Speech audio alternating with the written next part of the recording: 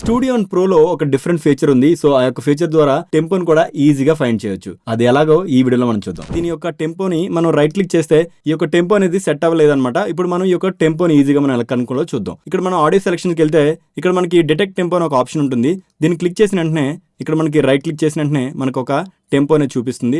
అలాగే ఇది ఎక్కడి నుంచి స్టార్ట్ అవ్వాలి కూడా మనకి ఈజీగా ఈ యొక్క సింక్ పాయింట్ తో మనం తెలుసుకోవచ్చు. సో ఈ విధంగా ఇక్కడ నుంచి మనం బీట్ అనేది కూడా స్టార్ట్ చేయొచ్చు. ఇప్పుడు మనం క్రియేట్ చేసినటువంటి ఈ యొక్క కార్డ్స్ కి మనం ఈజీగా ఒక లూప్ ని కూడా యాడ్ చేసుకొని వినొచ్చు. ఇప్పుడు మనం విందాం. సో బ్రౌజర్ సెక్షన్ కి వెళ్ళిన తర్వాత ఇక్కడ థర్డ్ పార్టీ లూప్ ని ఇప్పుడు మనం డ్రాగ్ అండ్ డ్రాప్ చేద్దాం. సో ఒక లూప్ తీసుకొచ్చి జస్ట్ డ్రాగ్ అండ్ డ్రాప్ చేశాను.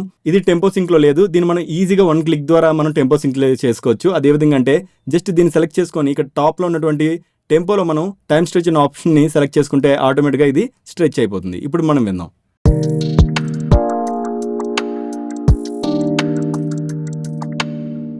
డ్రాగ్ అండ్ డ్రాప్ ఫీచర్స్ ద్వారా ఈజీగా మనం ఒక బీట్ అయితే ఈజీగా తయారు చేసుకోవచ్చు. అదే విధంగా మీ యొక్క సాంగ్ లో కార్డ్స్ ని కూడా ఈజీగా ఫైండ్ చేయొచ్చు. ఈ వీడియో నచ్చినట్లయితే లైక్ చేయండి, మీ స్టూడియో ఫ్రెండ్స్ కి షేర్ చేయండి.